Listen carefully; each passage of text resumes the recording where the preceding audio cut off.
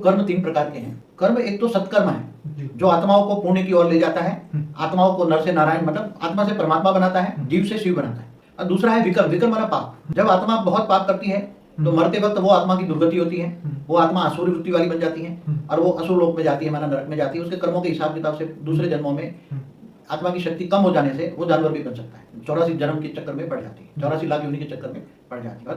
तीसरा है जो अकर्म, जो कोई भी सत्कर्म भी नहीं बनता और विकर्म भी नहीं बनता। ऐसे कर्म है जिसको गीता में निष्काम कर्म कहा है। तू निष्काम कर्म कर ताकि सत्कर्म में भी चक्कर में नहीं पड़ेगा, न तू स्वर्ग में भी जाएगा, न विकर्म करेगा तो तू नरक में भी जाएगा। क्योंकि स्वर्ग में जाएगा तो अच्छे कर्म करेगा तो स्वर्ग में जाएगा, बुरे कर्म करेगा तो नरक में जाएगा, मगर मेरे पास नहीं आएगा। इसलिए तू निष्काम कर्म कर तो तू मेरे पास आएगा। निष्काम कर्म करोगे तो तुम भगवान के पास जाओगे, परमात्मा के पास जाओगे, ऑलमाइटी अथॉरिटी के पास जाओगे, परम धाम जाओगे, तुम मोक्ष को पाओगे, मुक्ति को पाओगे या जीवन मुक्ति में जाओगे। आज इंसान ये सोचता है कि मंदिर जाके लंगर लगा के लोगों को, हजारों लोगों को खाना खिला के उसको ये लगता है कि मैंने बहुत अच्छा कर्म किया, तो उसका क्या रिजल्ट होता है? लोगों को, जो भूखे लोग हैं या जरूरतमंद लोगों को, इसको खाना खिलाना अच्छी बात है, ठीक है, उसकी आत्मा को तृप्ति मिली। भूखे हैं इनको आत्मा को क्षणिक, मगर वो तो एक 4-5-6 घंटे में दोबारा भूखे हो जाएंगे। थोड़ी सी मिल जाती है उसको, मन को संतोष मिलता है कि मैंने लोगों को खिलाया, मन प्रसन्न होता है कि मैंने 1000 लोगों को खिलाया, हजारों को खिलाया, हज की प्राप्ति होती 4-5 घंटे तक चलता है। मगर जब आत्मा वो दोबारा भूखी हो जाती है तो फिर दोबारा खिलाने वाला दोबारा चाहिए ना, तो बार बार उसको तुमने 4 घंटे तक उसको उसकी भूख मिटाई, क्या बने टेम्पररी एक रिलीफ मिली, टेम्पररी पुण्य। क्या रिजल्ट आएगा? कर्म की थियरी ये कहती है कि उसको टेम्पररी, जैसे 1000 आत्माओं को खाना खिलाया तो तुम्हें हजारों आत्माओं को खाना खिलाने जितना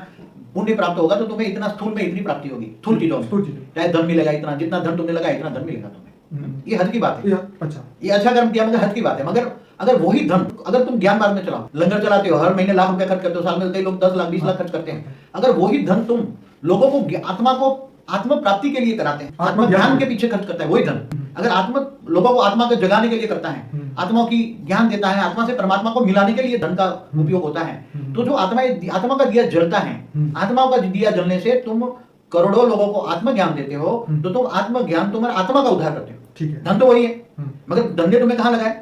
आत्मज्ञान में लगाए, लोगों की आत्मा की उन्नति समझाए, आत्मा की अनुभूति कराई, तो वो आत्मा अंत में करोड़ों आत्मा को आत्मज्ञान मिला और आत्मा को कर्मों की थियरी का ज्ञान मिला और लोगों को सत्कर्म कराए और वो आत्मा धीरे धीरे परम धाम में चला जाए, ऐसा ज्ञान दिया तुमने। निष्काम कर्म की थियरी बताई, ज्ञान दिया तुमने, तो तुम्हें बेहद की प्राप्ति होगी।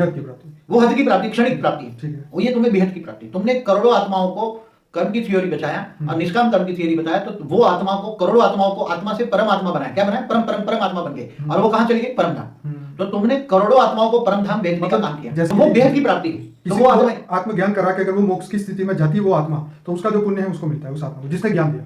जिन्होंने जो ज्ञान मार्ग में जाते हैं, ज्ञान मार्ग में जो धन लगाते हैं, तो उसी धन की प्राप्ति बेहद की प्राप्ति हो जाती है। कितनी? वो तो क्षणिक प्राप्ति होती है, स्थूल धन मिलता है थोड़ा कुछ जितना प्राप्त, मगर ये तो बेहद की प्राप्ति। तुमने आत्माओं से परम धाम में भेजा, मोक्ष दिया, मुक्ति कराई।